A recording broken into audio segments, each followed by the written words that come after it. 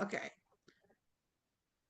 All right. Welcome to Saturday morning coaching on this snowy November 9th. Today we're going to talk about how to use clauses that are in and available to us when we're writing contracts. And so what I've included in the chat is this document, which I actually copied directly out of CTM from all of the clauses that Damien has made available to us. And just so in case you don't know how to get there when you're in CTM, let me really quick show you guys how to do that.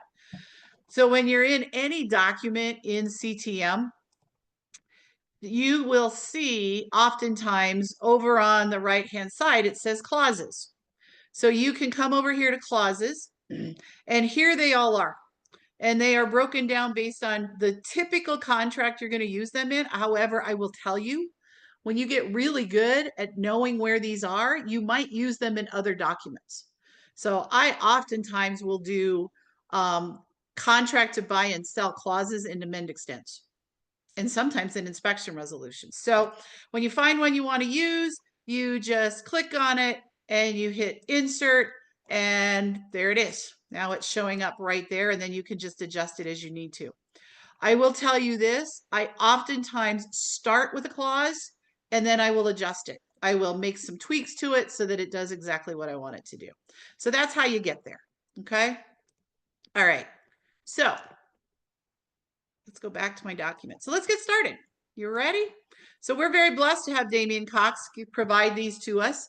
And I have broken these down in the same order they are in the clause catalog. When I did this, I learned that there were some clauses in there that Casey and Nikki, you're going to go, gee, Margaret, wish we would have known about that. We wouldn't have had to use the one you wrote. So I was super excited to see that Damien wrote some. So now I don't have to come up with them anymore. So first one, this one is where you're going to use it in an amend extend. And really both of these clauses are in those situations where the name of your buyer is changing. Okay, maybe your lender has said, hey, we need to add a spouse, or we need to add mom and dad, or we need to add somebody. So the first one is the assignment if you're adding a buyer. And it says buyer assigns all right, title, and interest in and to the contract to. Now, whenever you have those little squiggle marks and parentheses, these are instructions from Damien. So to the contract to, and here's where you put the new buyer name. By assigning below, new buyer name accepts this assignment and ratifies the contract in its entirety. Also, by signing below, seller approves this assignment. So we literally used this on Friday with another client, another agent, and we were moving from Nikki to Nikki and James. So when we did it, we said buyer assigns all right, title, and interest in and to the contract to Nikki Harper and James Harper. By signing below, Nikki Harper and James Harper accepts this assignment and ratifies the contract in its entirety. Okay, you would also use it if you are dealing with an investor who bought the property in their private name and they're moving it to their company name. Maybe they're moving the property into an LLC. We see that a lot. Okay, so that's when you would use this first one. The second one is when we're removing a buyer. Buyer assigns all right, title, and interest in and to the contract to, maybe this time it's just Nikki Harper. By signing below, Nikki Harper accepts this assignment and ratifies the contract in its entirety. So this would be if Nikki had bad credit and we had to kick her off and James is going to do it alone. Okay. All right. Contract to buy and sell. Assignment buyer's entity. This contract is so you know in the first parts of section 2, it says that these contracts are not assignable. True? Okay. Yes, it does. Thank you, Casey. Right. But let's say, right, Julian bought the property in his name to flip it. This happens all the time. The flippers will buy a property in their personal name, and then once they have the contract done, they will create an LLC that might say address LLC. So they might say 123 Main Street, comma LLC. So they build LLCs that are property specific. But when Julian writes the contract, that LLC doesn't exist. So when I would be writing the contract for Julian, I would put this in the additional provisions that says this contract is assignable by buyer to any entity wholly owned or controlled by buyer on or before closing. Paragraph 2.2 is amended accordingly. So what I'm saying is Julian has the right to change the name on the contract to his LLC that he owns in its entirety. So that's when you would use that. Okay. The next one, attorney reviews seller. The seller has the right to terminate this contract if seller's attorney does not approve the terms and conditions of this contract on or before, insert a date. And then you'll see in parentheses that date now has a name, and it's called seller attorney approval deadline. If buyer does not receive seller's notice to terminate on or before the seller attorney approval deadline, then this contingency is deemed waived by the seller. Okay. You're going to also want to put, actually, you don't have to in that one, never mind, because you've defined it and you've stated what the date is. Okay. Attorney review buyer. The buyer shall have the right to terminate this contract. It's basically the same, except it's just for the buyer, and they changed the name to attorney approval deadline. I've never used this one in 10 years, but if they would use this, if one of the sides want to have their attorney review everything and anything before they move it forward. So both parties would sign the contract to buy and sell, but give each other opportunity for the attorneys to review it. Here's where I think you're going to start seeing this, is the buyers who come to our listings unrepresented and they want their attorneys to review everything, but you go ahead and write the contract as the listing agent because you're treating them as a customer. I do believe we're going to start seeing the need for attorney review buyers in our contracts. Questions? All right. Backup contract. First of all, let's define what a backup contract is. A backup contract is where a buyer, the seller is already under contract with another buyer. Okay, so seller's already under contract, another buyer. However, a buyer, maybe one that you're working with, really loved the house and they were really sad that they missed the chance to even get their offer in the first time, or maybe their offer wasn't selected. And they say, I want to do a backup. So when you create a backup offer, first of all, to have an official backup offer, it still needs to be signed by both buyer and seller that they both agree they're in backup position. By being in backup position, it means that in the event the first contract fails or it terminates, the backup offer automatically becomes the official offer that's been accepted by both parties. So there's no need to go back on the market. There's no need to write new offers. It's an automatic, you move into that position. Does that make sense? Yes. Okay. If it doesn't, you guys got to speak up because I'm learning. People don't always understand this. Okay. If you're representing the buyer and you're submitting a backup offer, you need to understand that just stopped you from going shopping for more houses. Unless your buyer can afford to buy 2 properties, they can't be shopping because if the seller signs their backup offer, technically they're under contract. True? Yes. Yes. Okay. So that's a backup offer. So if you're writing a backup offer, first of all, please always reach out to me to let me help you because there are a lot of nuances with it. And I will tell you, if we get back into another hot market, it's a great tool to use. Absolute great tool to use. Okay. Seller is, so this is what you're going to put in additional provisions. Seller is currently under contract to sell the property to another buyer. This is now defined as first contract. This contract is contingent upon the termination of the first contract in writing. Upon termination or cancellation of the first contract, seller will notify buyer in writing within 24 hours of such termination or cancellation, and this contingency will be deemed removed and this contract will be in full force and effect. Okay, so that's what I just described, right? It terminates, you automatically roll up. Okay. If, however, the first contract is not terminated or canceled on or before, insert date here, this contract automatically terminates and the earnest money will be returned to the buyer. So I want to stop on that sentence. I do not recommend that if you are in a backup offer situation, you turn in earnest money to the title company. First of all, the title companies probably won't take it. So I would say you would delete the earnest money will be returned to the seller. You would end that sentence at this contract automatically terminates, stop. Okay. How do you decide what date to put in the blank? Well, how long does your buyer want to sit on the sidelines? I typically don't write them where I'm willing to sit in backup position for 30 days. If they get past inspection, they're probably going to make it to the closing table, right? So what we have done in the strategies we've used, and Stacy has been so successful with this with many of our buyers back in when it was crazy time, is we would put a date of like maybe only 7 days, right? We might send the backup offer and say, hey, but you only got 7 days. And after that, we're going out shopping because prices are going up and we don't have time to play games.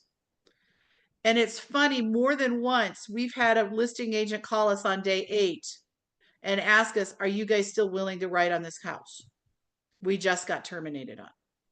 So it's a great way to push the seller to not dance around, because if you give the seller too much time, isn't your backup offer an insurance policy for them?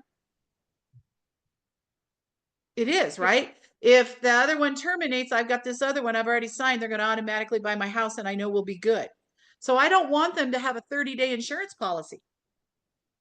I want them to be motivated that if that first deal is not going to stay together, they get it done quick. Does that make sense? Mm-hmm. Cool. All right. Um, Seller has the right to extend or amend the terms and conditions of the first contract without first obtaining permission from buyer. Additionally, seller's obligation to notify buyer of termination or cancellation of the first contract may be extended in the event of a dispute with the buyer of the first contract. Okay. All right. Then there's a second paragraph. You'll notice I highlighted the stuff that's in between the greater than and less than. Use TFC in the dates and deadlines table instead of MEC or a specific date, and always use this clause. So that's an instruction from Damien. Okay, so the second paragraph of the clause says the term TFC means termination of first contract and is the date upon which the first contract is terminated and the buyer receives written notice that the above contingency has been removed and this contract is in full force and effect. So when you're doing dates and deadlines on a backup, right? Normally we put in hard dates, right? We say, okay, earnest money is due on November 14th and inspection objections has to be in by this time, right? That's what you're used to doing. Some of you that have worked with investors, you'll do things like MEC plus 7 days, MEC plus 10 days, but MEC is mutual execution of contract. That's not what this backup offer is going to have, right? You're going to have mutual execution, but you don't have a date of which to start your dates. So that's why Damien is saying TFC means termination of first contract. So he defines it. So when you do your dates and deadlines would be earnest money, TFC plus 3 days. Title work would be TFC plus 7 days. Inspection objection would be TFC plus 10 days. Does that make sense? Okay. Okay, who's already learned something today you didn't know? Woohoo! And we're only on the 4th one. I love it. Broker is the buyer. If you are buying the property, Julian recently did this, so we had to put this clause in. Buyer is a licensed real estate broker in the state of Colorado. Buyer may receive a portion of commission and may be purchasing the property in anticipation of a future profit. If I'm buying it for my personal residence, I'm removing and may be purchasing the property in anticipation of a future profit. If I'm buying it and I'm flipping it, I'm keeping that full sentence intact. But if you're buying something and you're interested in the property, Nikki Harper, you better make sure that that clause is written in the contract, whether you do a resale or whether you do it with a builder. Okay. Broker is the seller. When Casey finally decides to get out of her current house and move to the other one that she really wants, she's going to say, seller is a licensed real estate broker in the state of Colorado. Okay. Broom clean.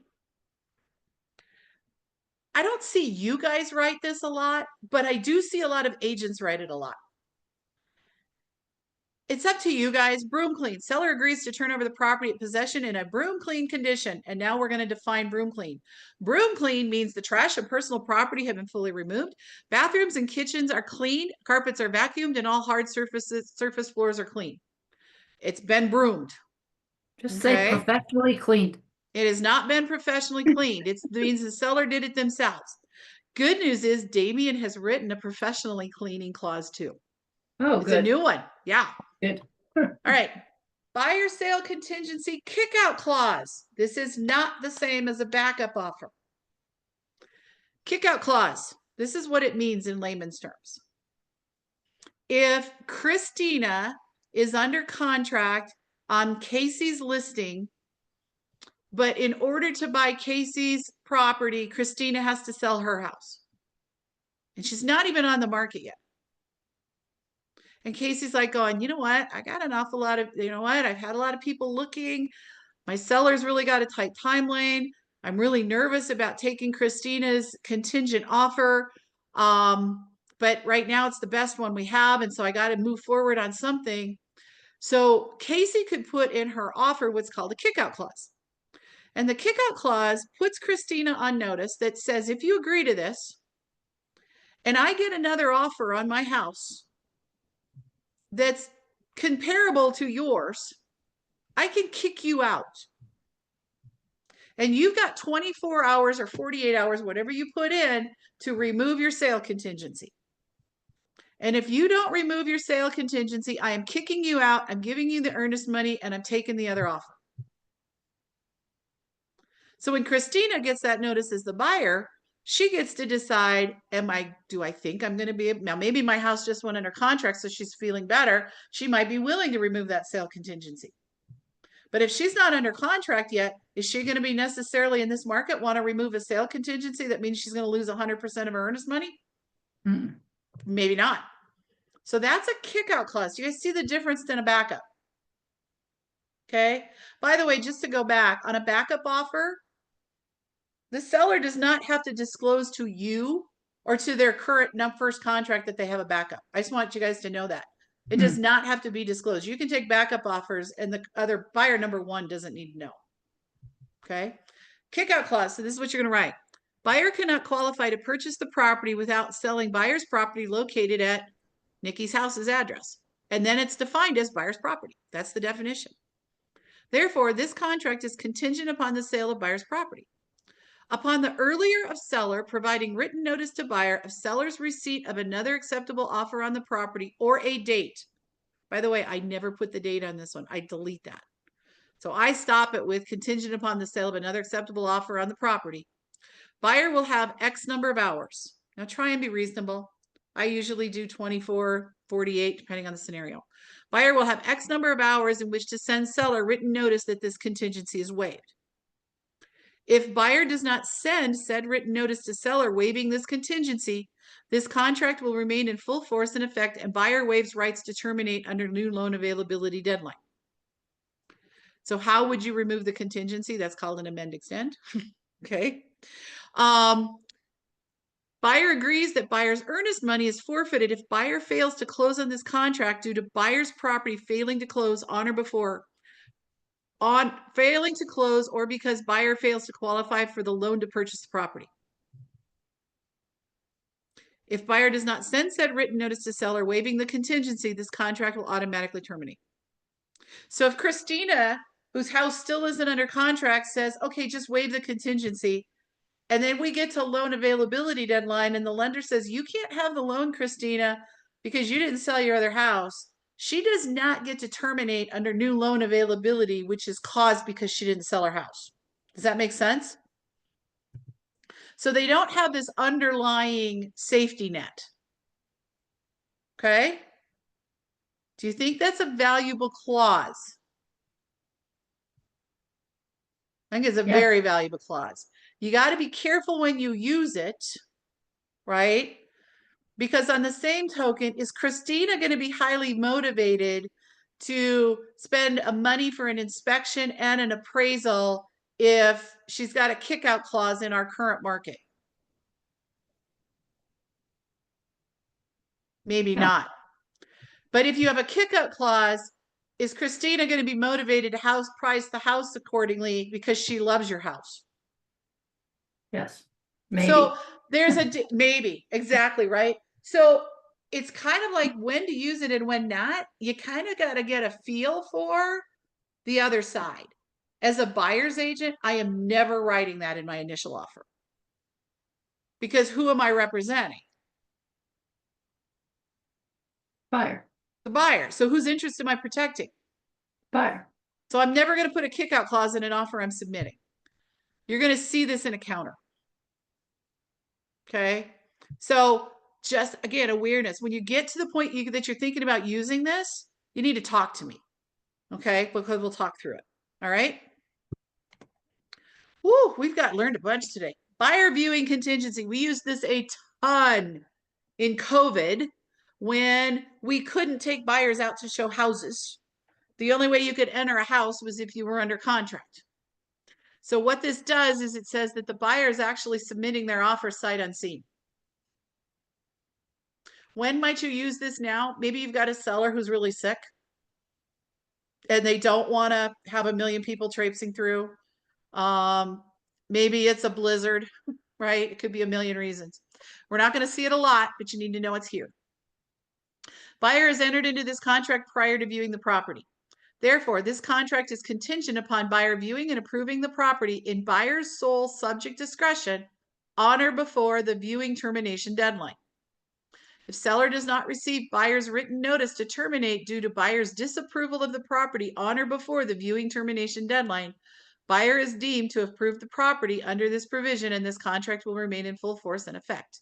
This contingency is in addition to any other rights buyer has under the terms of this contract, including those rights under paragraph 10. Then Damien gave you some instructions. Add viewing termination deadline to the dates and deadlines table. So you know where you have that area underneath acceptance date and time where you can add, there's blanks, you would add viewing termination deadline and put in a date. If you're going to use this, I probably do it the day after your offer has been accepted. Okay, not something you're going to use a lot, but good to know. Here's where you're going to use these. You guys aren't going to remember every one of these. I'm just going to tell you that. But when you get into a situation, you're going to go, wait a minute, I think there's a clause for that. And go look. Okay. New one, cleaning, professional. Again, you can change the times on this. You can also move things in or out if it doesn't apply. There's one sentence I would not use at all in our current market. But it says, seller agrees the property will be professionally cleaned in its entirety 48 hours prior to closing. This includes, but is not be limited, but is not to be limited to wiping the inside and outside of all cabinets and drawers, cleaning all surfaces, counters, windows, sills, all hard surface floors, and sweeping garage. All carpets must be professionally steam cleaned 48 hours prior to closing. All nail holes and picture hanging walls will be filled and painted to match existing wall finish. All personal property not included in this transaction, as well as any trash, will also be removed from the property prior to closing. Woo! That's way too much. I would remove the nail hole sentence completely in our current environment, right? But this is huge, you guys, because we have had in situations, we literally had one where the buyer didn't put the buyer's agent wrote in the contract, home to be professionally cleaned. So the seller had it professionally cleaned. But they didn't do the windows because it was in the middle of a snowstorm, and nowhere did they describe what professionally cleaned meant. Right? Is there clarity on what's expected under professional cleaning? Absolutely, right? Now, if you're doing a post-closing occupancy agreement, you might change it to 48 hours prior to possession, or you might write it 24 hours prior to possession, right? Depending on your situation. But does this give you a format to start with that we've never had before for this environment? For those that of you who've done deals before, how many of you wish we would have had this? Hi, my name is Margaret. I was so excited I never have to write this clause again. Okay. All right. How we doing? Give me some thumbs up if I can't see your beautiful faces. All right. Escalation. I call this the eBay clause. So how many of you have shopped on eBay or know how it works? Does everybody know that? Yeah. Julian, have you ever shopped eBay? Oh yeah. Okay, so this is the eBay clause, right? Well, I'm going to offer you this much, but I'm going to offer you $1, but I'll beat any offer by 50 cents up to $5. Okay. This is what the escalation is. You're going to go in at a purchase price. You're going to willing to go up a certain amount, and then you're going to disclose your max. This is very valuable in multiple offer situations. However, you're also showing your hand of how high your buyer really will go. So there's definitely pluses and minuses to it. And you just have to know that some sellers may just come back and counter you at your maximum price and see if you really meant it. So again, you got to really understand the conversations that you're having with the listing agent on the other side before you just automatically start putting this into contracts. 2.5 years ago, we were putting them in everything, right? All right, escalation. The purchase price will automatically be raised by X. So whatever your 50 cents is, over the net purchase price offered by any higher bona fide arm's length upon buyer's receipt of a copy of the higher offer. Net purchase price means the purchase price offered by the bona fide purchaser less any and all concessions or other credits which reduce the proceeds received by the seller. However, buyer's purchase price will not exceed Y. That's your maximum amount. Buyer may allocate the additional purchase price between new loan and cash at closing as directed by buyer's lender. Additionally, both buyer and seller agree to execute an amend extend with the new purchase price if required by buyer's lender. Once the buyer and seller are under contract, this clause terminates and is removed from the contract. So there's two things. First of all, this part about the amend extend, don't use it. What I want you to do is oops, that's not what I wanted. I want you, what did I do? I made a hot mess. I'm good at that. Don't laugh at me. Okay. Okay, whatever. I'll fix it later.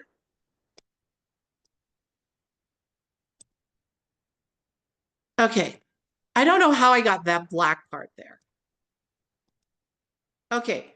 This sentence, additionally, buyers and seller agree to do the amend extend. Do not use that. The way you want to execute these is with a counter offer. Okay?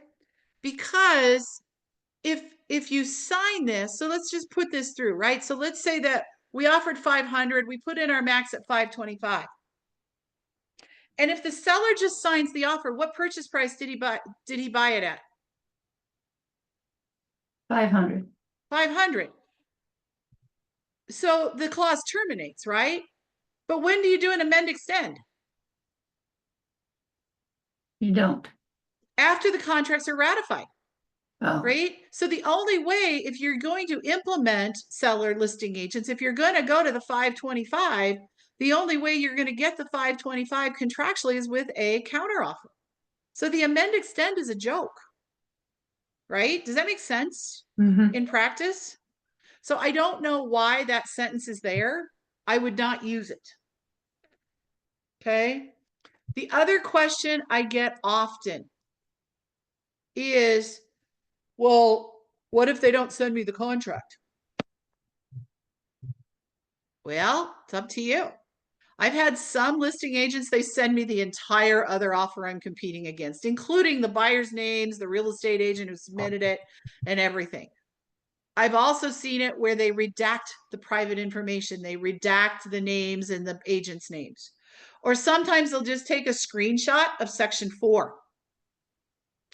They all work. You guys get to decide. You get to decide, do I trust the other agent on the other side, or are they playing games? And the other thing is, if you have a buyer that this is the best property they've seen and they've looked at 20 houses and you get a counter offer for 525 and you already know your client would pay that for it, are you really going to fight this? Is your buyer going to want you to fight the listing agent over getting a copy of another offer?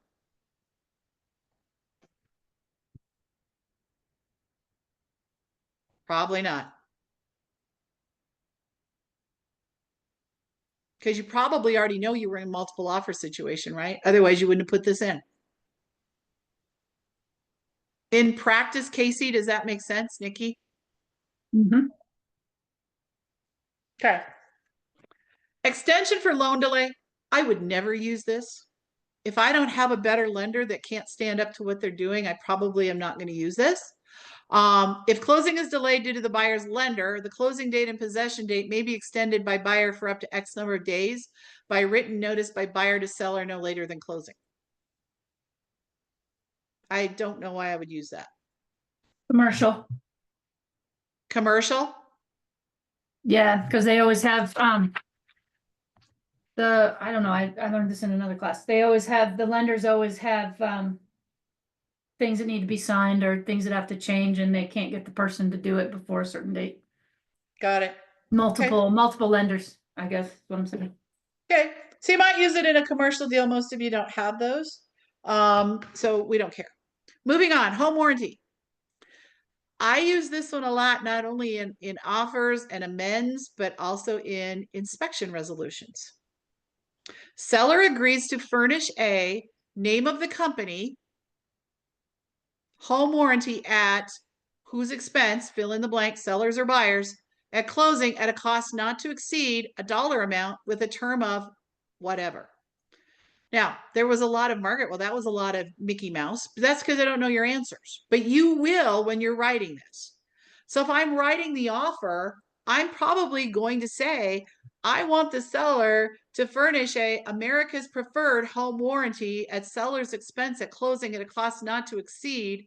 Because that's the home warranty company I use, I can go look up what it's going to cost for a townhome, condo, or single family home. And I can put, and I always bump it up a little bit. If the cost of the home warranty is $525, I put $600. That way they feel like they're getting a bargain with a term of 1 year or 2 years. So you will know when you're writing this what your premiums are. You're going to know who's paying for it, and you're going to know what your term in the company is. If it's at the buyer's expense, I don't know why the seller has to agree to furnish it because the buyer's paying for it. And that is always an option for a buyer. So I would use this: seller agrees to furnish a name of the company at seller's expense, but you can use this in multiple different forms. Okay. Home warranty waiver. I guess this is one where if I'm off, my seller is offering a home warranty and the buyer's agent tells me that they don't want it, I'm going to put this in my additional provisions. Buyer has been advised that home warranties may be available for purchase to insure the property. However, the buyer has decided against purchasing a home warranty. It already says it in the contract, so I don't know it's something you're going to use. Okay. All right. Oh, this one's fun. We had all kinds of fun with this one because this is another new one. Okay. When you have a situation where the buyer is purchasing personal property in addition to the home, I believe you all know that that would involve using a personal property agreement at the time you do the contract to buy and sell. Are we all in agreement that that's the process? Mm-hmm. Okay. All right. So in this situation, you may not know at the time you're writing the offer all of the things the seller's willing to give or sell. So there might be some other conversations that are going on.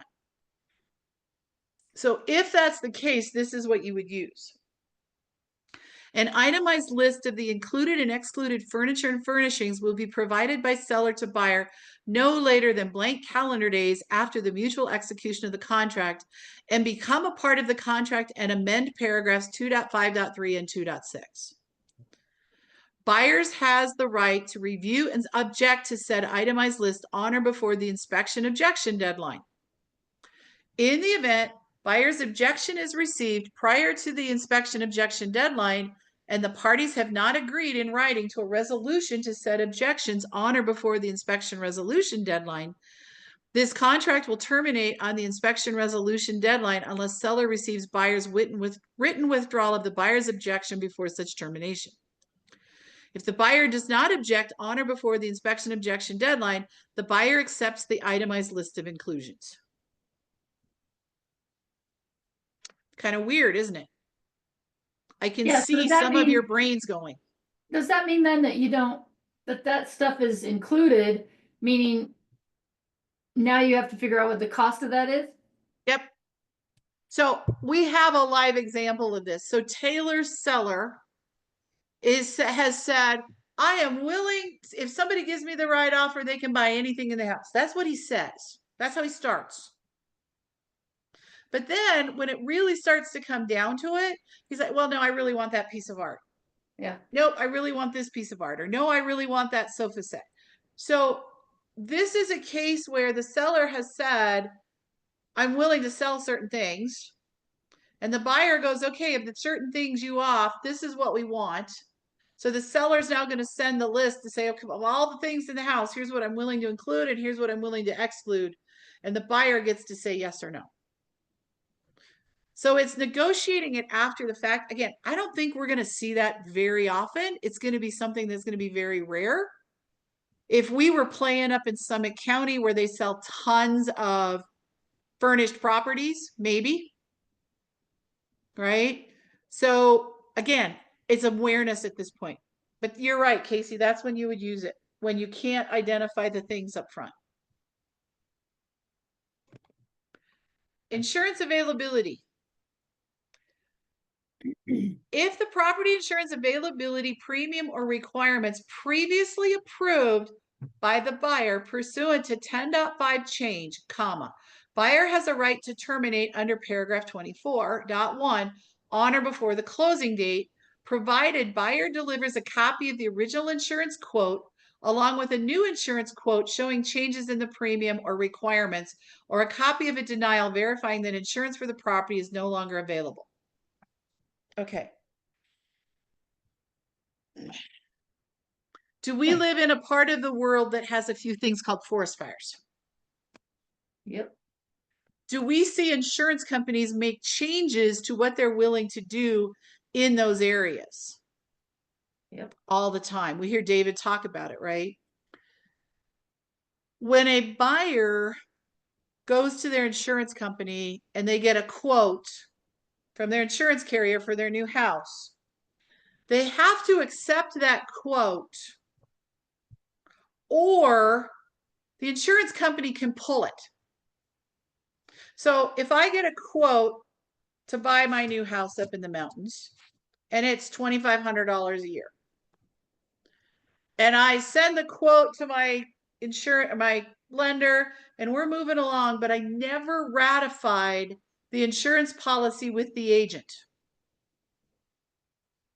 The insurance company can come back and say, oh, Margaret, guess what? Well, I know we gave you that quote like 3 weeks ago, but because you never ratified it, our insurance carrier is no longer doing insurance in that area. But I found another company that will, and now your price is going to be $8,000 a year. Does that change the story for the buyer? Absolutely.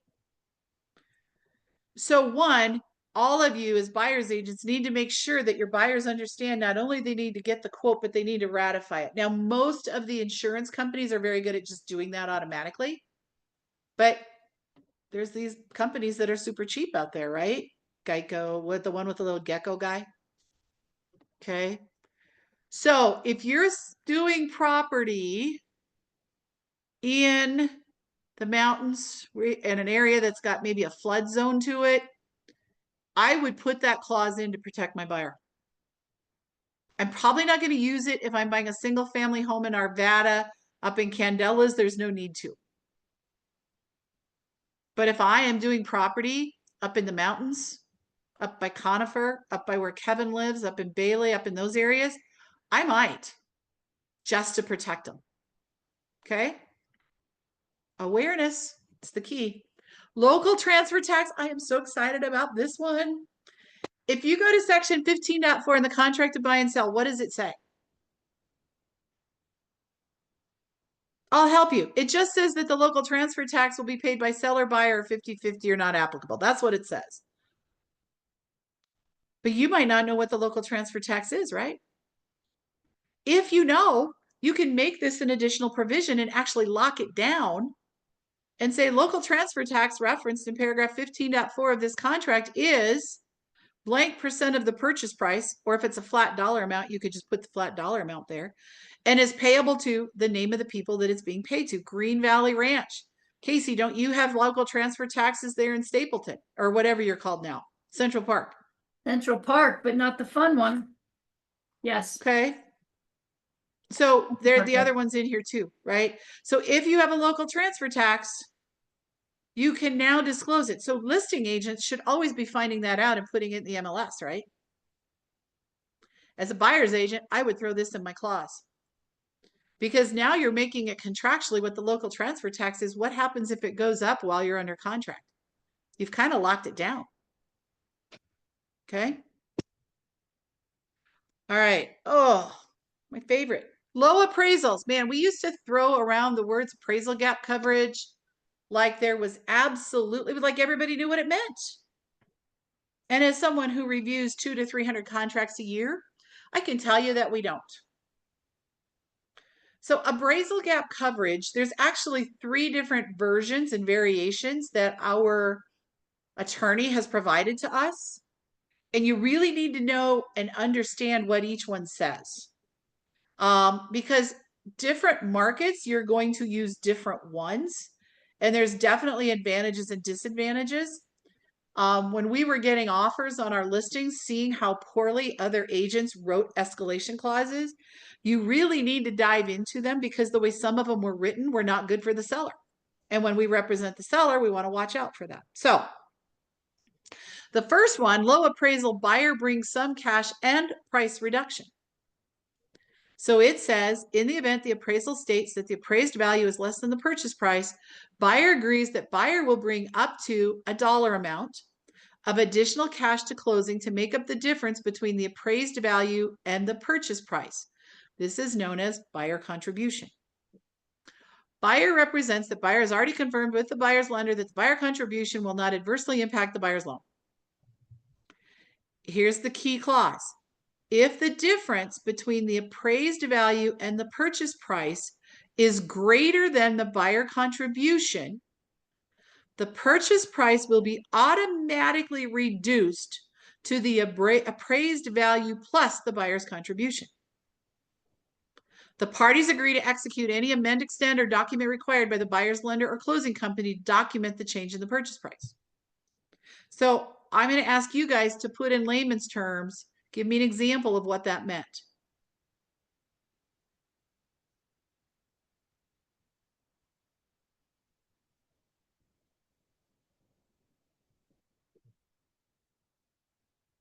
How many of you want me to help you?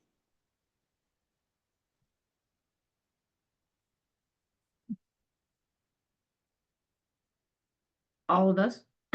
Okay. Well, yeah, well, you're the only one I can see a face on. So what this means is, let's say that we're under contract for 525. And they put this clause in the contract, and the buyer contribution is $10,000. Okay, are we all got the playing field? So if the house appraises for 515 or more, the purchase price remains at 525. Do you all understand that part? Okay. 515. Oh, But because I'm doing 10. 10,000 in buyer contribution. Okay, gotcha. Okay. However, if the house appraises for 500, based on this clause, the purchase price now becomes 500 plus the 10. So the purchase price now drops to 510.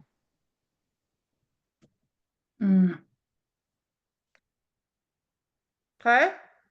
Actually, If I I'm think a that's what happened. seller, That's how we got this house. well, That makes sense. That's how we got okay, this house. Yep.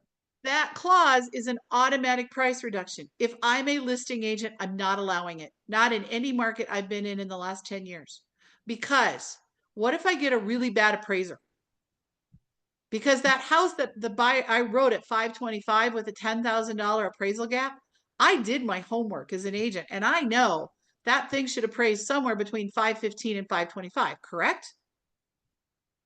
As a listing agent, why would I make my seller have to take an automatic price reduction if the appraisal is bad? I wouldn't. So this is a good clause for a buyer. It's not a good clause for a seller. Okay, got it? Yeah. All right. By the way, there's a whole bunch of information where Damien talks about that. Okay, low appraisal buyer price reduction. In the event the appraisal states that the appraised value is less than the purchase price, upon seller's receipt of a copy of such appraisal or lender verification, the purchase price will be automatically reduced to the appraised value so long as the purchase price is not less than X, minimum appraised value. The parties agree to execute any amended standard document required by the buyer's lender or closing company to document the change in the purchase price.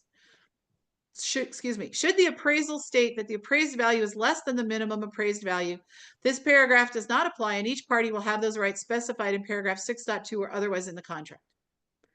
So what this one says is that if our $525,000 purchase price contract appraises for anything less than $525,000, we're going to automatically reduce the price to match the appraised value as long as it's not less than X.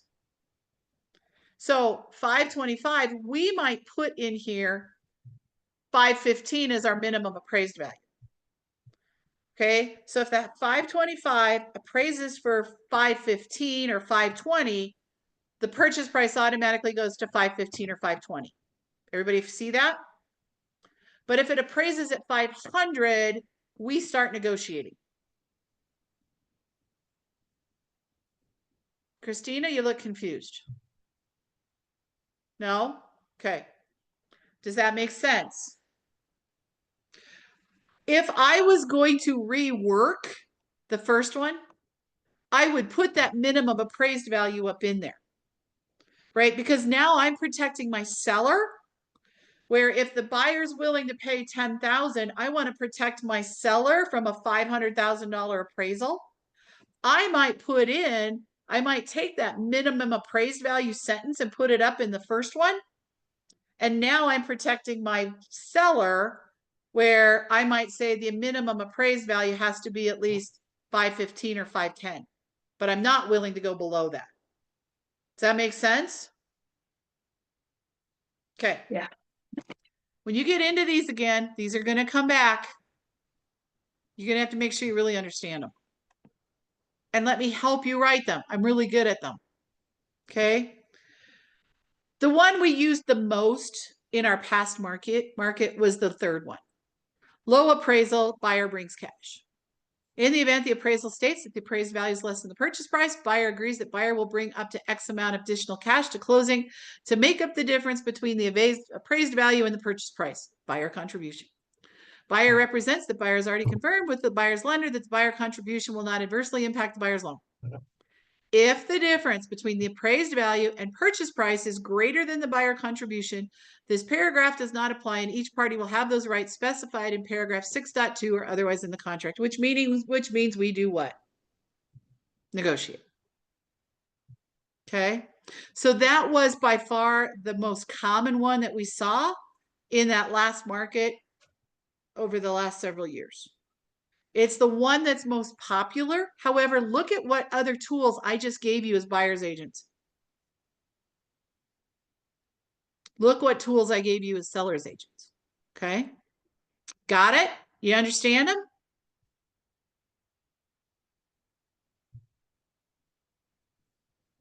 Yes. Thank you, Christina. Okay. I can't hear you, but I can lip read. Okay. Private transfer fee. Casey, this is the one you were talking about. Again, 15.6 never discloses the amount. The private transfer fee due to a private entity, such as an association, community association, developer, or foundation, referenced in paragraph 15.6 of this contract is for the following entity, name of the person who's getting the money. So Central Park, HOA, or whoever's getting it, in the total amount of either a dollar amount or X% of the purchase price. So again, it's a great way to disclose what that private transfer fee is. So when Casey goes to sell her house out in Central Park that's got this on it, even if the buyer's agent doesn't disclose it on the offer coming in, it might be worth the counter offer so that the buyer actually knows how much it is. Because we have had so many buyers caught off guard and terminated because they didn't know how much it was in Green Valley Ranch. I blame the listing agents for not disclosing it up front. I blame the buyer's agents for not doing their homework. Okay. So this is a great way to make sure everybody knows up front before the contracts are finally ratified. Good one, bad one, we don't care. Okay. Just because I like them doesn't mean you guys have to. Okay, proposed inspection resolution deadline. I've scratched my head on this one a couple of different times, but I finally figure out when you might use it. Seller agrees to provide buyer with a seller's proposed inspection resolution on or before the proposed inspection resolution deadline. And then you add in the dates and deadlines the proposed inspection resolution deadline. I think in 90+% of the houses that we're out there working in, you're never going to need this. But let's say that I'm a buyer's agent and I'm walking through a house and I can see there's a whole lot of things that are making me really nervous. And I don't know, based on my conversation with the listing agent, that the seller is going to be willing to do all these things. Or I might be the listing agent and go, this house, there's so much unknown. Maybe it's an estate, right? With an executor who knows nothing about the house. And it's kind of a mess. You might be in a situation where you get the inspection objection, you insert a proposed inspection resolution deadline like 3 or 4 days after the inspection objection, and then you have your final inspection resolution up to 10 days, 20 days later.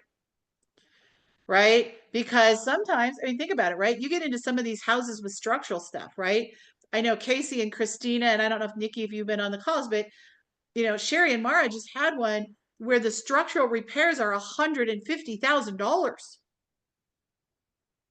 A proposed inspection resolution deadline in that scenario would have been really helpful. Then they weren't constantly doing amendments to constantly push out the date. Do I think we're going to use this a lot? Probably not. Is it good to know it's there? Maybe. Okay. Seller replacement home.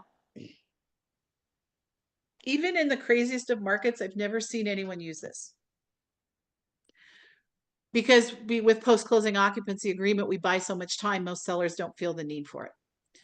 However, you could have that seller who is just very adamant that says, look, if I don't close on my replacement home, I'm not moving. So you may need to use this, and it would read like this. This contract is contingent upon seller closing on the purchase of a replacement home acceptable to seller on or before a date, which now is known as the conditional purchase deadline. Seller has the right to terminate effective upon buyer's receipt of seller's notice to terminate on or before conditional purchase deadline if such property is not purchased and closed by such deadline. If buyer does not receive seller's notice to terminate on or before conditional purchase deadline, seller waives any right to terminate under this provision. Seller's broker is authorized and instructed to advise buyer as to status on seller's purchase of the replacement home. Okay. So here's the thing. How many buyers are going to allow the seller to have a 30 or 45-day closing deadline on their replacement home and spend $600, $700, $800 on inspections and another $700 to $1,000 on an appraisal?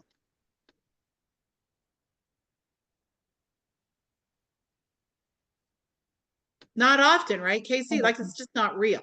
No. But I think there's some terminology in here that you could change, right? Instead of it being on the closing, maybe they just need to be under contract. So you would change it. This contract is contingent upon seller being under contract on the purchase of a replacement home. That feels different, doesn't it?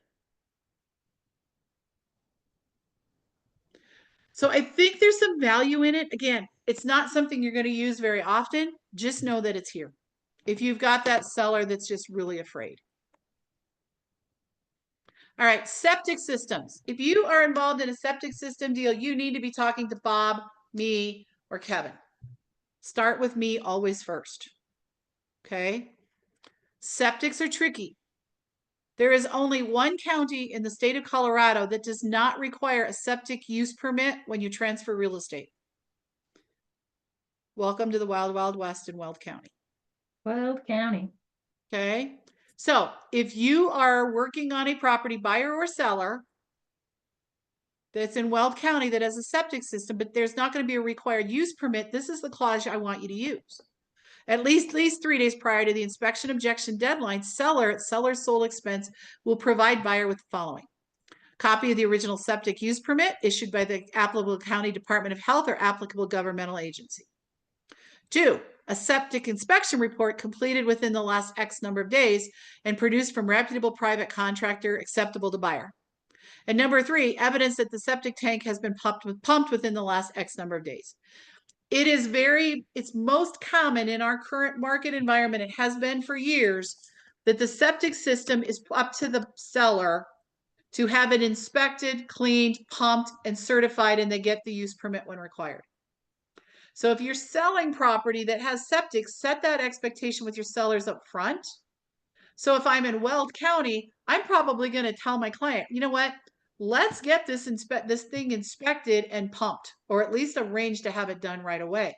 Because if your buyer is going to want it done prior to your inspection resolution, you only got 14 days. You might as well just get it done.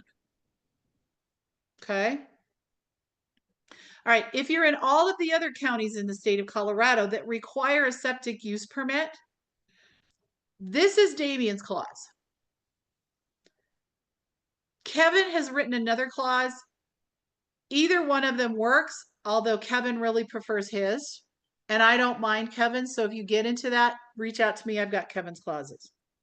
Paragraph 10615 is amended as follows.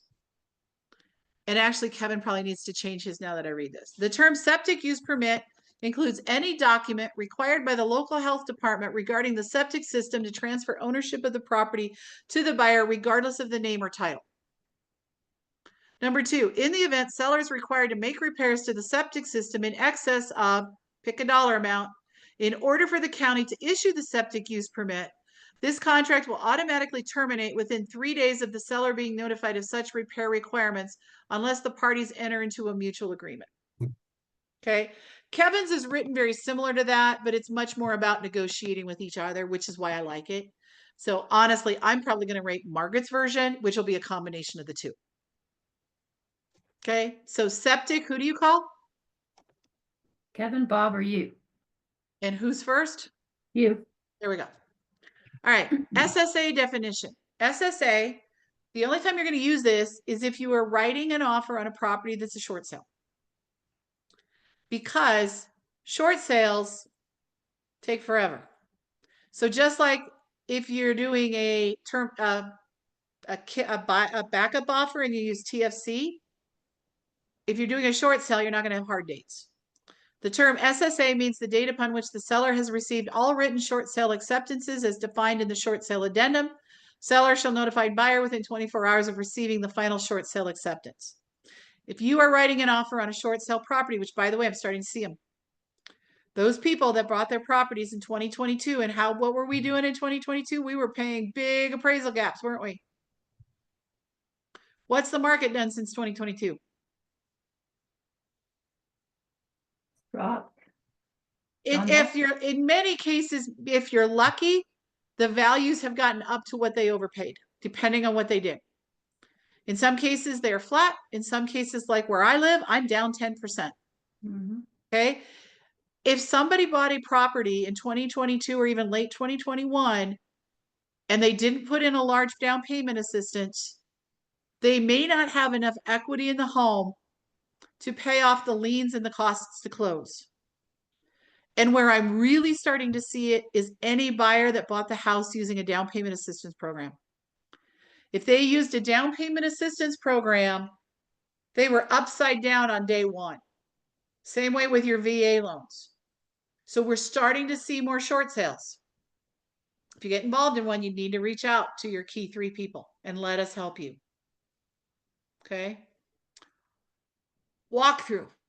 Seller agrees that the buyer's rights under 18.4 will include, at buyer's option, the right to conduct a preliminary walkthrough of the property to be scheduled 7 days prior to closing and a subsequent or final walkthrough of the property just prior to closing. I can see this being used in an amend extend in which we had an inspection that required a great amount of work to be done. Do you not, Casey, want to make sure that work was done? Yes.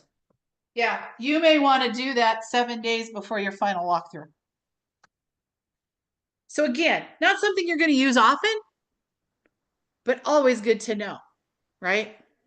All right. Yes, Julian, how can I help you? I had a question about the short sale. Okay. So when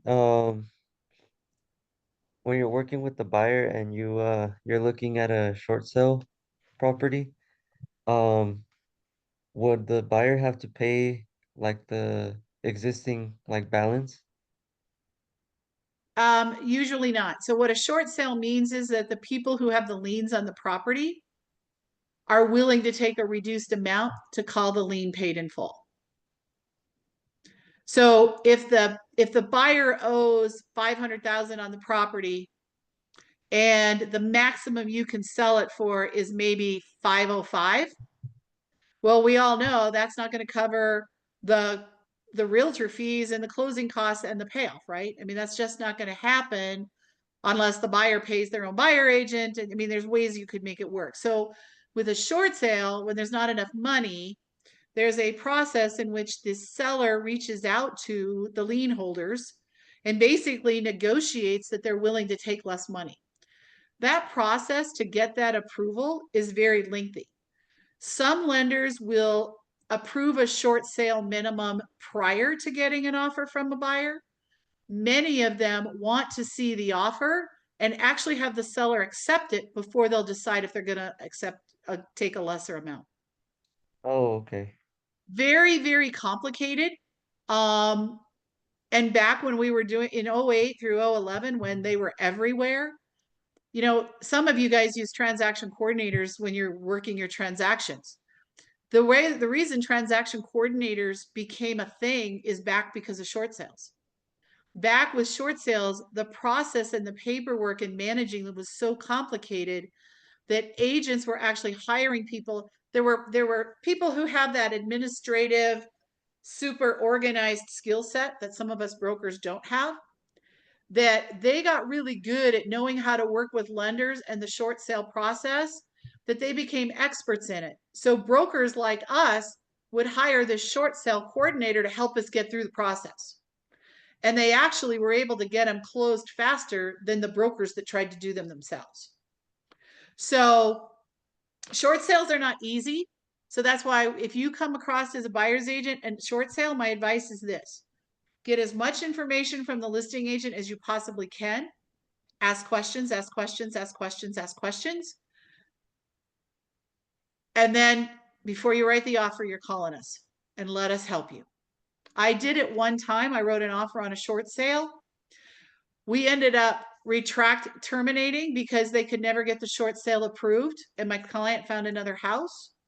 It took 2 years for that house finally to close after we terminated because they couldn't get the lenders to approve it. Dang. Exactly. The lender would have been better off, honestly, foreclosing on the property, but they didn't. All right, good questions. All right, anything else? All right, I'll let you take your hand down so I don't think you have another question. All right, wells. Typically, wells are the responsible of the buyers to do the inspections on. So you would not normally use this clause. However, you might. At least 3 days prior to the inspection objection deadline, seller at seller's sole expense shall provide the buyer with the following: copies of the well permit, completion report, and statement of beneficial use on the groundwater well of the property is issued by the Colorado Division of Water Resources. So you should be getting a copy of the well report, whether you put this in additional provisions or not, because it's part of the contract. Number two, a bacteriological water test report conducted on the groundwater well completed within the last X number of days and produced by the County Department of Health or a reputable private contractor acceptable to the buyer. So again, you're not going to use it if the buyer's taken on the inspections, and you're also not going to use if it's a not permitted well. So you're going to want to check the Colorado Division of Water's website to see if there's a well permit if the listing agent doesn't give it to you. Okay. Woo! That was all the clauses about contract to buy and sell. How you feeling?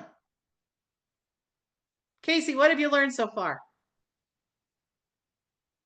Well, I like the new ones that are added. I would have, if I wouldn't have come on here today, I would have noticed that those were there.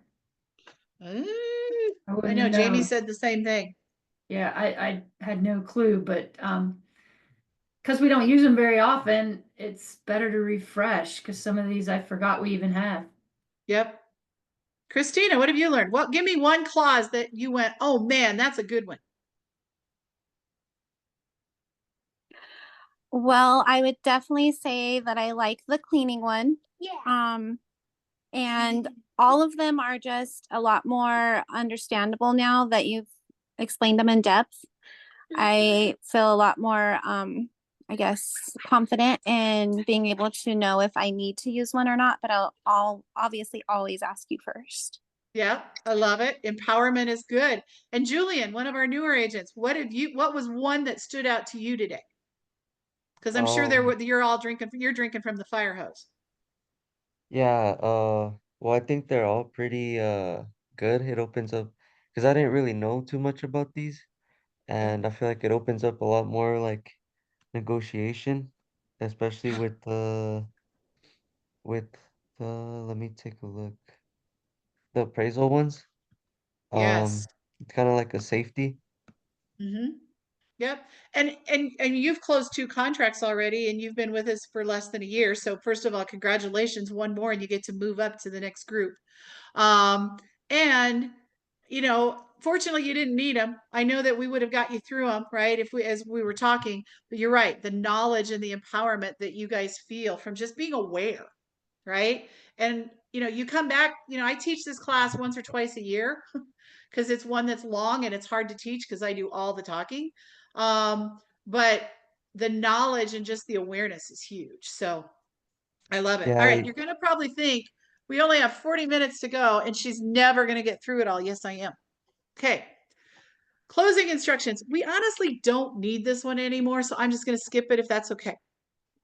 All right, exclusive right to buys. Some of these we're going to duplicate an exclusive right to sells, which is why it'll go faster. I love this new one. Okay. Geographic location. This buyer listing contract only applies to property purchased by buyer within X number of miles of a geographic location that you write in. In the event the buyer's purchase is a property located outside of the geographical location, this buyer's listing contract does not apply, and brokerage firm is not entitled to its success fee. However, despite such purchase, this buyer listing contract will remain in full force and effect for any property buyer purchases within the geographical location during the listing period. So, who wants to drive to Grand Junction to sell a house? I do. No, you don't. You're not a member of the Grand Junction MLS. You're not a member of the board. Bob's not a member of the board, so you can't even do it. Okay. So let's say that your buyer is waffling. Okay, so for me, I don't do Fort Collins. I don't do Colorado Springs. I will go to Loveland, Windsor, maybe, probably not anymore. And I might go to Monument. Anything outside that territory, east, north, south, I'm not doing it. Same thing, I'm not going past Evergreen.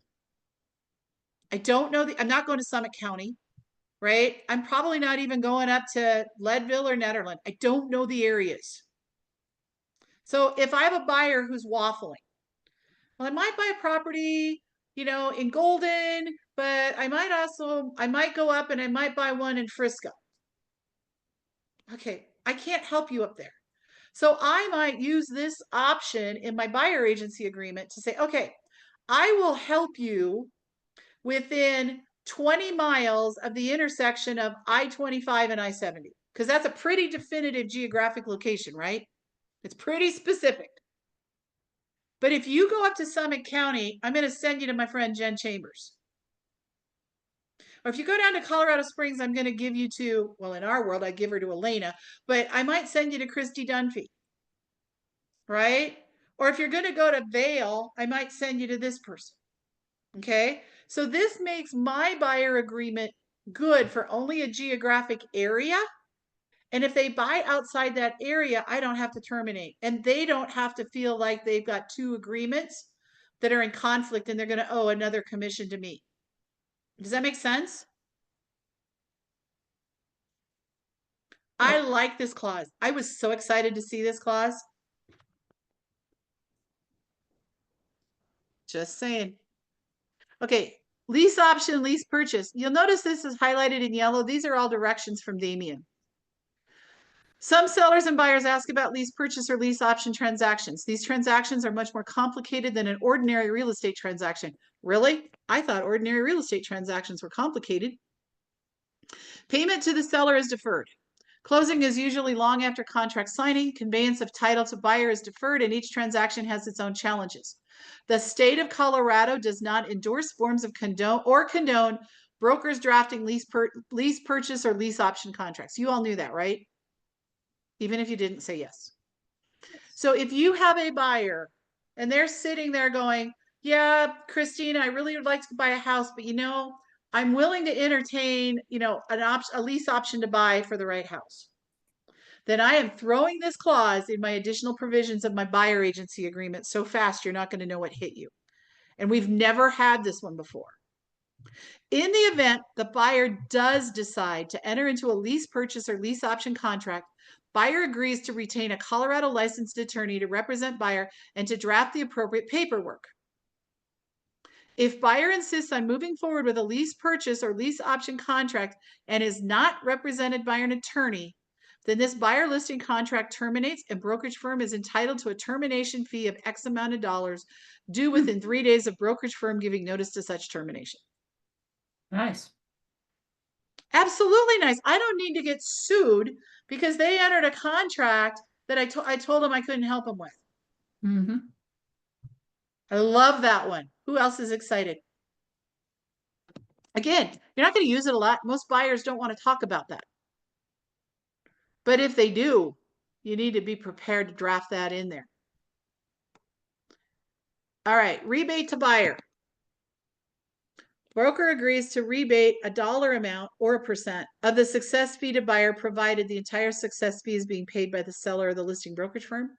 And B2, buyer's rebate is fully disclosed to buyer's lender and is on the settlement statement or closing disclosure at closing. There's also one in the seller side. When would I use a rebate to the buyer? I would do it if I was doing a buy sell. That type, if I'm competing against Redfin, who says, well, we'll rebate up to 1% of the compensation, right? Remember, Redfin used to do that. I don't know if our current environment they still are or not. I haven't checked. Again, not something we use very often. Please don't use it very often. However, sometimes you need to. And so this is a great clause to use. And you can do the rebate as either a flat dollar or a percent. It's very easy for us, for agents, to say, okay, I'll rebate 1%. So if my buyer agent commission was 2.8%, I'm going to rebate 1%. Well, now I'm taking 1.8. Well, yes, but the size of the house, that's kind of a big dollar amount, isn't it? And is that really quantifiable to a buyer? Can they quantify today, when you haven't even bought a house, what that 1% means to them? No. However, do they understand what $2,500 is? Do they understand what $1,500 is? So a coach that one of the coaches I had, the one thing I probably learned from him was this. If you're going to do rebates, instead of doing it percentage, just offer them a flat dollar amount, right? If I'm selling a $3 million house, I might be willing to give them a $5,000 rebate. $5,000 just became quantitative, didn't it? say yes. Okay, my dog said yes. Kylie's like, come on, people, I know the answer to that one. All right. So anyway, dollar amounts mean more, and actually you as agents will save money. That's what I'll tell you. All right, referral fee. If you have an incoming referral where you're paying out a referral fee to a broker somewhere else, you may want to put this in your exclusive right to buy. Brokerage firm agrees to pay a referral fee of whatever your percentage, 25, 30, of the success fee received by the brokerage firm to the name of the brokerage firm for the benefit of the name of the broker, providing referring brokerage firms and referring brokers' real estate licenses are in good standing with the state in which the referring brokerage firm and referring broker are licensed to do business. So I'll just do a live one because I did this with one of the guys that I know in Iowa. Brokerage firm agrees to pay a referral fee of 25% of the success fee received by the brokerage firm to Keller Williams Legacy Group for the benefit of Raymond Seidel, providing referring brokerage firms and referring brokers real estate licenses are in good standing with the state in which the referring brokerage firm and referring broker are licensed to do business. This just puts the buyer or the seller on notice that the agent that referred them to you is getting a financial benefit for the referral. I don't think that's a bad clause. I kind of like it. Because sometimes I don't know that everybody's as transparent on that as they could be. Okay. Team clause. None of you are on team, so we're going to skip it. Termination. You're firing your client. Now, yeah. The buyer listing contract between the buyer, the broker, and the brokerage firm is terminated effective immediately. Brokerage firm and broker hereby waive any and all right to commission or fees from buyer. Buyer releases broker and brokerage firm from any and all responsibility, obligations, and claims relating to the buyer listing contract. Hello. Now, when you do that, you're also losing your rights under the holdover periods. But someone on this call might feel the need to use that. Okay. Again, if you're firing a client, talk to me. Transaction coordinator authorization. If you're using a TC, you need to disclose it in your agency agreements. Buyer understands that the name of your coordinator, parentheses coordinator, is an unlicensed assistant and will be helping broker throughout this transaction. Buyer authorized coordinator to receive buyer's personal information. The broker is solely responsible for paying coordinator. So I want to talk about that. How many transaction coordinators do we have that serve most of the agents in our office that use transaction coordinators? Anybody know? Two. Two. Two. Okay. One of them has a license and one of them doesn't. Okay. So Andrea, last name Gade, yes, she's my daughter, is an unlicensed coordinator, which means she cannot draft amends extends. She can't write up anything contractually. For most of us, that's what we want, right? We just want the transaction coordinator keeping us in a line, but we want to make sure we stay on top of all of the contracts. That's our job. That's our license. Trevor Kolep, who's a realtor in our office, is actually be started and it does some transaction coordination. He has a license. Different people have different feelings. I don't have an opinion one way or another. Just make sure if you're using Trevor that you change the word unlicensed to licensed. Okay. Christina, you use a TC, and I know Julian is new. So what is your thoughts on using a TC?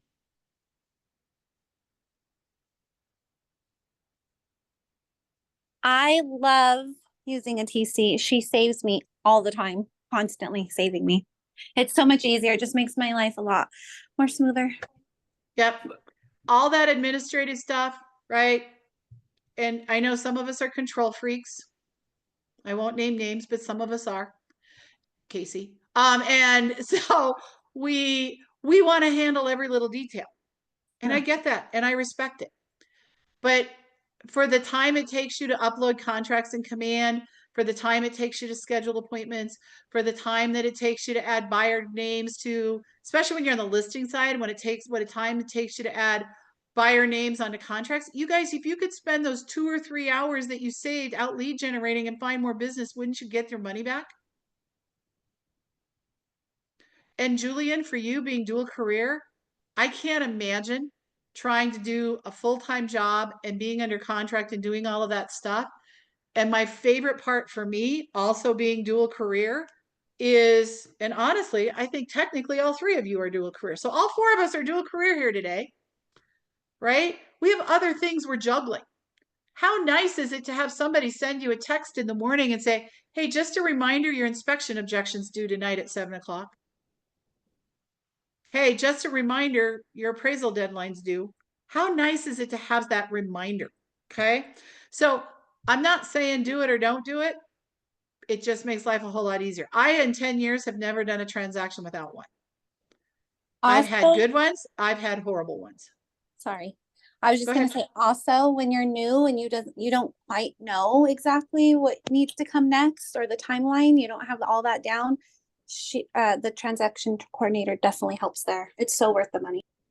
Here we go. All right. That's all I'm gonna say. All right. Credits. So here's a couple of things for inspections. In lieu of inspection items, buyer will receive a dollar amount of seller concessions at closing. So if you're doing concessions, so if I am writing the inspection objection, I'm using this exactly the way it's written. Okay. In lieu of inspection items, buyer will receive $5,000 of seller concessions at closing. One, you always want to make sure, you want to talk to the lender to make sure you have enough closing costs that you're not asking for more concessions that you're going to be able to use. You don't want to leave money on the table. If, however, I am the listing agent and it's part of the resolution, we are selling seller concession, or we're doing seller concessions, you put the concessions on an amend extend and you get rid of the in lieu of inspection items part of the statement. The reason why is the inspection, the amend extend goes to the lender, and if the lender sees it's for inspection items, they're going to ask you what the inspection items are. And if it's health and safety, then they're going to require it to be repaired before they'll approve the loan. So you want to not put anything related. So seller concessions in the resolution are not captured on the inspection resolution. They're captured on an amend extend. Seller repairs are captured on the resolution. Are you guys all clear on that? Okay. When all else fails, call me, ask the coach. Remember, we have Ask the Coach available at 8 a.m. Monday through Friday. We have Ask the Coach available at 2:30 Monday through Friday. We have Ask the Coach available at 5:15 p.m. on Tuesday, Wednesdays, and Thursdays. You text me on the weekends and evenings. I'm usually available. Somebody will help you. Okay. Inspection waivers. Buyer understands the buyer has the right to inspect the property prior to the inspection objection deadline or the terms of the contract. However, buyers decided against having the property inspected. I would have that written somewhere if your buyer does do that. Okay. Which is why I always tell you at least to put an inspection objection or an inspection termination deadline in your contract to buy and sell. But if they waive it, I might actually do an amend extend to capture that. The bottom part of, then the last one, the repair of inspection items that goes on the inspection resolution. Part of this I like and part of it I don't. So don't tell Damien this. At least blank days prior to closing, seller of the following work performed in a professional and lawful manner, and you put down the items. This whole last paragraph is so full of legalese that every single seller has gotten really turned off by it. I wouldn't put all that in there. So this is in the clauses. I'm not a fan of how it's written. I'll help you if you're not sure what to do. All right. How are we doing? Woo! We got 23 minutes to go. We're going to make it early. 1031 exchange. 1031 exchange, exclusive right to sell. If you are working with a seller, Christina, and they're an investor, I would put this in my exclusive right to sell to cover my back. The property is an investment property for seller. Therefore, seller is advised to research doing a 1031 exchange with competent legal and or tax counsel prior to entering into a purchase contract for the property. Seller is also advised to seek legal guidance from a qualified 1031 intermediary. So if you have a client, a seller, hold on. If you have a seller who's had a rental property for a period of time and they're going to get capital gains in this, is it not your fiduciary obligation to at least tell them about a little bit about 1031 exchanges without being the expert? The answer is yes. Because there's huge tax ramifications. So if they're selling a rental property or a long-term investment property, I would put this in my exclusive right to sell in additional provisions, because now you contractually are showing you've advised the seller that they might want to check into this. Okay. All right. This next one is also one of my favorites. Exclusion to listing. Can't tell you how many times I've heard this. So Margaret, my nephew or my niece or my neighbor or my cousin Susie, they've indicated that they want to buy the house. And so I want to wait to sign this listing contract until we figure out what they're going to do. How many times do you think nephew, neighbor, Susie ever comes through? Slim to none. Okay. But I want that listing contract signed as soon as possible, right? So what I tell the seller is, look, we can write this so that if you get a contract from Susie, we'll just terminate. You don't have to pay me anything. But this way I can get busy marketing. So watch this. This one's great. It is agreed that in the event seller accepts a written contract for the sale and purchase of the property from Susie and notifies broker in writing on or before selected date, neither the broker nor the brokerage firm will be entitled to any sale compensation on said sale. Seller will submit a copy of the executed contract to the broker as evidence of said contract. Furthermore, broker's duties under the seller listing contract will be suspended until such time as the contract closes, terminates, or is canceled. Upon termination or cancellation, the broker will resume broker's duties under the selling listing contract. I love this.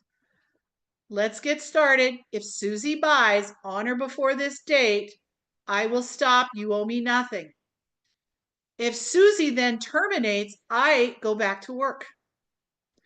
Because what a lot of brokers will do is they will say, okay, well, if Susie buys that, I'll just terminate my listing contract. Then Susie never closes with your seller and the seller goes and hires another agent. Didn't work out so well, did it? So this clause protects the seller. If Susie actually comes through, they don't have to pay you, but it also protects you if they go under contract with Susie and then Susie never gets to the closing table. You still have an active listing contract. Anybody excited about that one? I know I am. Okay. Lease option. This is the same as the lease option in the buyer, except it applies to the seller. It's still, again, saying that if they do it without an attorney, you are automatically terminated. Okay. O&E and TBD reimbursement. So first of all, if any of you feel that you need to get reimbursed for a $5 O&E, call me and I'll give you the money. Okay. However, a TBD title commitment. I'm serious, Casey. If you're going to go hungry because you paid $5 for an O&E, let me know. Okay. But the TBD title commitment I want to talk about. So a TBD title commitment, normally the title company doesn't do the commitment itself, where they do the deeper level of research until you go under contract for property. You can, in certain circumstances, order what's called a TBD. But here's the problem with a TBD. A TBD, the title company expects to be paid, whether you close or not. So this is saying if you and your seller determine that you need to do a TBD title commitment, the seller agrees to reimburse you for it, because who pays for the title commitments typically at closing? The seller. Oh. So if sorry. you have to pay for the TBD in advance, the seller agrees to reimburse you for it, but then they wouldn't have the fee at the closing table. Okay. Why would you do a TBD title commitment? I can give you a live example. Many of you have heard me talk about my sweet dear Uncle Russ, and he owned property outside of up off Fall River Road on your way to St. Mary's Glacier. His particular property had a ton of old mines. It had a ton of easements and things on it. And Clear Creek County is not the most efficient way for our title company to do the research to give us a title commitment. So we made the decision to order a TBD title commitment. It took land title, which by the way, land title is pretty good. It took them 2 months to complete all the title research so we knew exactly what we had up there. Well, do we normally have a 2-month time frame to provide title documents to our buyers as selling listing agents? No, we're usually closed in 30 days. So by doing the TBD title commitment, we had all that legwork done so that when we got the offer, we were able to meet the 1 or 10 week to 10 day deadline of giving the title work to the buyer. Does that make sense? Okay. Rebate to seller. This one's a little different than the one on the buyer side. The seller is entitled to a rebate of, now this one says a percent. You could also do a flat dollar amount. Rebate of X% of the sale commission provided seller closes on another home within 6 months from the date of closing on the sale of this property, and brokerage firm earns a commission on the new home of at least X, and provided seller's lender approves such rebate. The rebate will be deducted from the brokerage firm's commission on the purchase of the new home and will be reflected as a credit to seller on the settlement statements for the purchase of the new home. Such credit will be reflected on the settlement statements as a credit from the new home seller after brokerage firm agrees to take a lesser commission. Okay, that was a mouthful, so let's make it practical. Julian, I am selling my current home with you. I am buying $1 million home with you. You need to reduce your commission. And the very first thing we say is, sure, I'll reduce my commission from, I'm going to use a number, 6% to 5%. No problem, Margaret. And so we sell my house and Julian takes a lower commission rate and Margaret never buys the $1 million house. Do you think that happens? All the time. So by this clause, Julian has said, sure, Margaret, I'll take 1%. I'll give you the equivalent of 1% of my selling commission, but I'm not going to do it until you complete the second transaction with me. And then I'll do it as a rebate on the buy side. Now Julian's getting his full commission, right? As long as I fulfill my obligation to buy my second house with him. Okay. But if I never buy the second house with him, Julian protected his financial interest because he spent a lot of money to sell my house. Got it? Like it? Question mark. Christina's smiling, so I think that's yes. Okay, the referral fee, again, it's basically the same as the one on the buyer agreement. Short sale coordinator authorization. So if you have a listing that's a short sale, and you can still find a short sale coordinator, I don't know that any of them still exist, you would use this clause. It is identical to the transaction coordinator clause. It just calls them a short sale coordinator. Okay. Solar panels. Ooh, it's another good one. There are solar panels on the property. Seller represents that seller, now you got to fill in the blank, owns with no loan, or owns with a loan against the solar panels, or leases the solar panels. So whatever the situation is, you're going to put it in there. You're not going to use all three of those. You're going to put the selected one. Seller represents that seller owns with a loan against the solar panels. Seller agrees to cooperate with all efforts to obtain all information about the solar panels. I would put this on every single solar panel listing agreement. Okay. Team clause, same thing as the team clause in the buyer. None of you are on team, so we don't care. Termination. You're firing your seller. The seller listing contract between the seller, the broker, the brokerage firm is terminated effective immediately. Man, Casey, do I wish we would have known this when we did that on Dennis's property last week. Brokerage firm and broker hereby waive any and all right to commission or fees from seller. Seller decides seller may owe a buyer broker commission, and neither the broker. It's the same language. Okay, so if you're going to terminate it, you're going to do the amend to the listing contract. You're going to put this clause in, and then I would change the end date in the agreement to whatever it was to whatever it is now. Okay, but I would definitely put this language in the additional provisions of that amendment. I haven't terminated his listing agreement yet. I thought we did. Oh, did we just take it off the market? Yep, So did you do an amend for withdrawn? yep. Okay. That's probably the right move with him. Yep. Okay. Transaction coordinator authorization. It's the same thing. Instead of buyer, it says seller. Okay. I love this one. I love this one. Variable commission, double-sided transaction.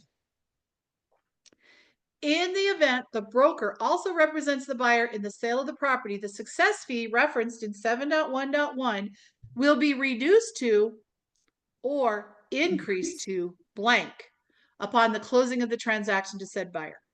Okay, I want to talk about this one because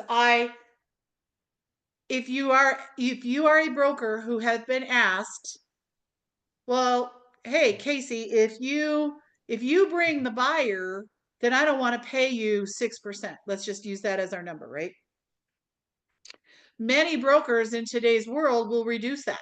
They'll say, you're right. If my name's on the contract to buy and sell as the buyer, either if I'm a transaction broker or I treat them as a customer, either one, yes, I will reduce the overall commission charged to you, Mr. Seller, to X. That is a very common thing we've done for a long time. What I love about this clause is twofold. As a result of the new rules after August 17th, where the sellers are much more aware of their ability to negotiate the buyer agent compensation, even though they always had it. Okay. If I'm signing with a seller and they say, you know what, Margaret, let's do 3.2% to you and 2.8% to the buyer's agent. That's a total of 6%. I'm good with that. Okay. When I get to this particular clause, I'm going to, and I agree, okay, yes. And if I have both sides, I'll drop it to 5%. Let's just pretend that's the number. Okay. I'm going to say 7.1.1 will be reduced to 5% upon the closing of transaction to said buyer. Okay. Pretty basic, right? But what happens if I'm working with that seller, Dennis, who says, I'm not offering anything to the buyer agent? So Margaret, I'll pay you your 3.2, but I'm not offering anything to the buyer's agent. Well, now all of a sudden I get the buyer. Wait a minute. Now I'm locked into 3.2, aren't I? So now I can change this and I can say section 7.7.1 will be increased to 5% upon the closing of the transaction to said buyer. So if the seller says 3.2 to you, 0 to the buyer, and you say, okay, but if I have both sides because I bring the buyer either as a transaction broker or a customer relationship, my commission needs to go up because I'm doing double the work and doing double the coordination.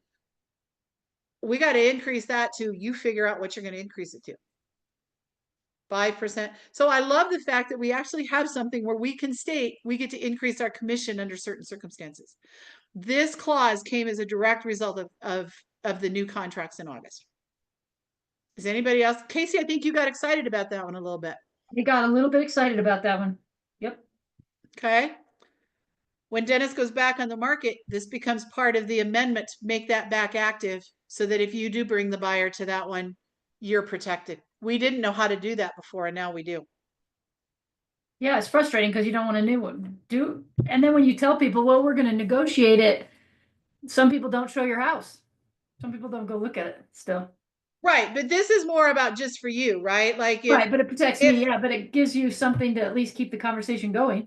Right, exactly. So in your Copy. case where he said, I'll pay you 3.2, but the buyer's agents are 0, Yeah, At least now, if you become the buyer agent, you could put in that amendment, you're going to increase it to 4.5 or 5 or whatever you want to do. it makes me work a little harder. I'll go find a buyer. Exactly. Exactly. Right? From Okay, I love that one. Video. I think that this is something that would be worthy to put in for those of you that use actual video in your listings. You're going to actually, again, Damien's instructions, insert into 932 broker marketing. So you're just going to add this in there. But it says seller is strongly encouraged to remove any items, examples, family photos, jewelry, antiques, etc. Seller does not want appearing in any pictures or video. Broker will notify seller at least 24 hours prior to taking any videos or pictures. I think most of us do a really good job in setting our sellers up to get that stuff taken down. However, I just think that's a really good clause to put into our contracts all the time. So, hey, we made it with 6 minutes to go and we started late. So, whoo, how we feeling? How you feeling, Julian? Oh, it was good. A lot of information. A lot of information. A lot of information. And Casey, you sat through clause catalyst classes before, right? But they're always evolving. They're always changing. Our circumstances always change. So good. that Christina, was how a lot about of you? new ones. What, Casey? That was a lot of new ones. There are a lot of new ones and good ones, like Yeah, good ones that we applicable ones. need. I was really excited. And here's the sad part. I didn't know they existed until I prepared to teach this class because they've been out there since September. Christina?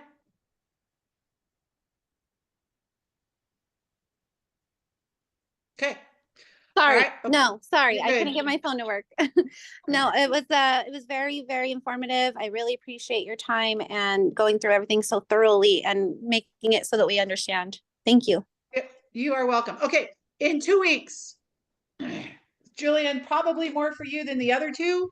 However, the skills lab in this month is the 411. So Charles and I are going to teach it in the Market Center on the Wednesday, but 2 weeks from today on Saturday, we're going to be teaching the 411. So if you can't make the skills lab on the third Wednesday of the month, do this. And then Julian, I don't know if you even realized, we have a Saturday education class every second and fourth Saturday of every month. Did you know that?